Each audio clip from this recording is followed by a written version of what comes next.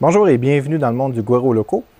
Il y a quelques jours, j'ai reçu une boîte avec plein de filaments dedans de 3D Printing Canada. Puis, j'ai pris pas mal de temps pour faire imprimer des choses, pour tester ces nouveaux filaments-là.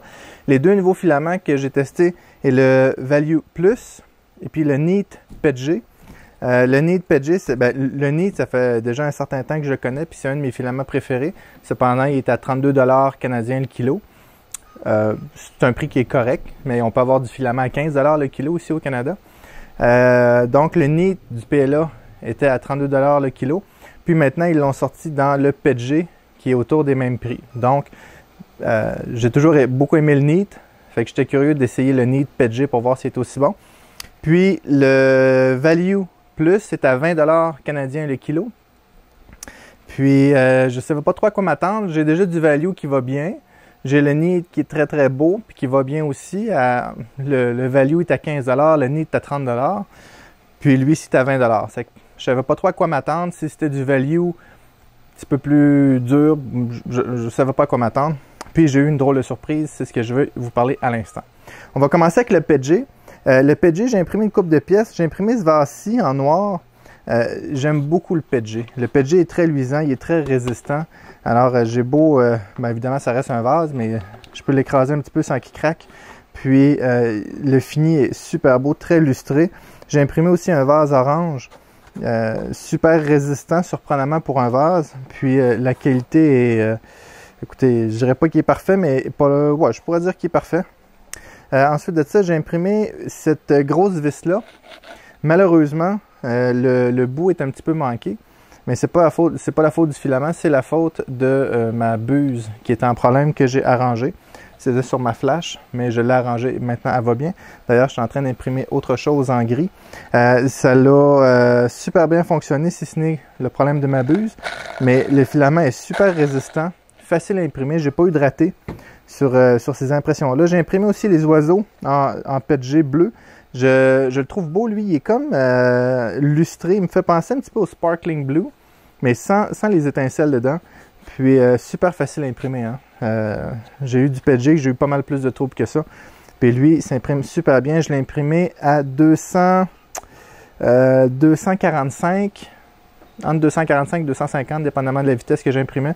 Les vases, je les ai imprimés à 250, les oiseaux puis les choses pleines à 245 avec un bed de 65 avec du fixatif à cheveux, puis ça l'a super bien tenu. Et j'ai aussi imprimé un saxophone. Un saxophone, même l'anche, que j'ai imprimé, et puis surprenamment, il marche. C'est moi qui joue pas bien, par exemple. Bon, je suis pas un virtuose, mais il joue. Fait que super satisfait du Neat PETG. Comme j'aime beaucoup le Neat, puis aussi le Neat est très très bien roulé. Hein. Il est très très beau à voir sur les bobines. Puis ça fait qu'il s'en mêle moins un petit peu lorsque j'échappe le bout, quelque chose en même. Donc probablement qu'à l'avenir, mon PETG, je vais le prendre dans le Neat. Le Value PLA. Le Value PLA, j'avais comparé le rouge, il est très très luisant, hein. Il est beau à voir. Puis, j'ai dit, il est peut-être, je ne sais pas si vous vous souvenez, mais le Select PLA était difficile à imprimer. Il fallait que je l'imprime à 215, voire même 220 degrés pour avoir du bon résultat avec le Select. Mais celui-ci, 205, super bon résultat. J'ai imprimé le Minion, le Evil Minion.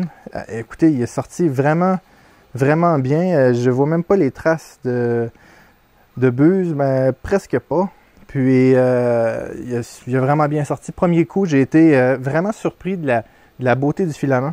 Ensuite de ça, j'ai imprimé cette genre de cotte de maille. Écoutez, j'ai tellement eu de misère à l'imprimer, là. Pas à cause du filament, pour l'adhésion sur le bed. J'ai essayé avec toutes sortes de choses. En fin de compte, il a fallu que je le fasse tenir avec beaucoup de fixatif à cheveux. Puis, il y a une maille au centre qui a arraché, puis c'est un coin. Mais bref, ça l'a bien fonctionné. Ensuite de ça, j'ai fait un test de détail et de stringing. J'ai imprimé le petit château qui est là, qui va bien d'ailleurs. Hein? J'ai mis une petite bille dedans, puis lorsqu'on tourne ça, la bille monte, et puis se promène là-dedans, puis redescend en bas, et ainsi de suite.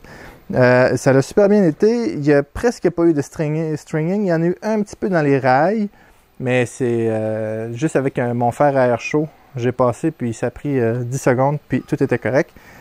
J'ai imprimé aussi un moule Vous vous souvenez du moule pour les buses Volcano, les moules en silicone? Bien, j'ai fait un moule, mais pour les silent block, les dampers ou les absorbeurs de vibration que je veux faire en silicone. Donc, même principe, on appuie ça là-dedans. Je vais l'essayer éventuellement. Et puis, pour un test de qualité, j'ai essayé la Tour Eiffel. La Tour Eiffel qui a énormément de détails dessus.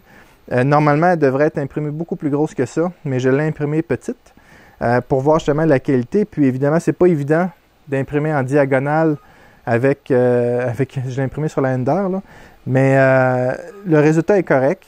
Les lignes en diagonale sont un peu floues, mais c'est pas la faute du filament, c'est plus la faute de l'imprimante. Parce que c'est une impression difficile, mais le résultat est quand même très très bon. À cette distance-là, elle a l'air très belle. Je vais vous la montrer de plus proche, là. Mais c'est quand même acceptable, là. Sur une étagère, ça paraît relativement bien. Maintenant, c'est quoi? La surprise que j'ai eue, c'est que c'est exactement le même résultat que du Neat PLA. Ici, j'ai du Neat PG, mais j'utilise beaucoup de Neat PLA, puis le résultat est le même.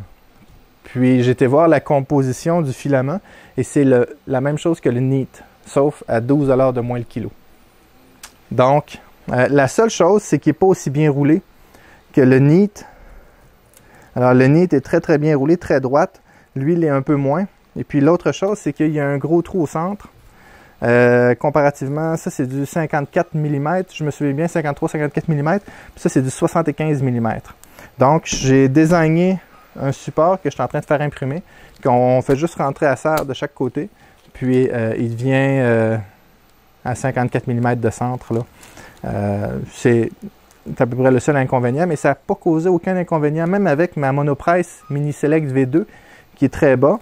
Alors, il était au fond, mais il n'accotait pas par terre.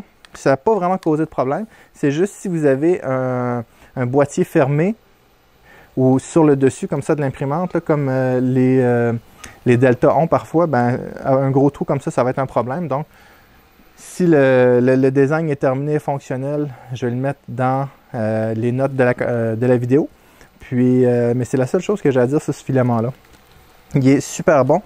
Je pense que à cause du prix maintenant, je vais acheter du Value Plus parce qu'il revient moins cher que le Neat. Puis, selon moi, c'est pas mal la même qualité. C'est mon review pour ces filaments-là. Je vais faire passer quelques photos, quelques vidéos des pièces que j'ai prises.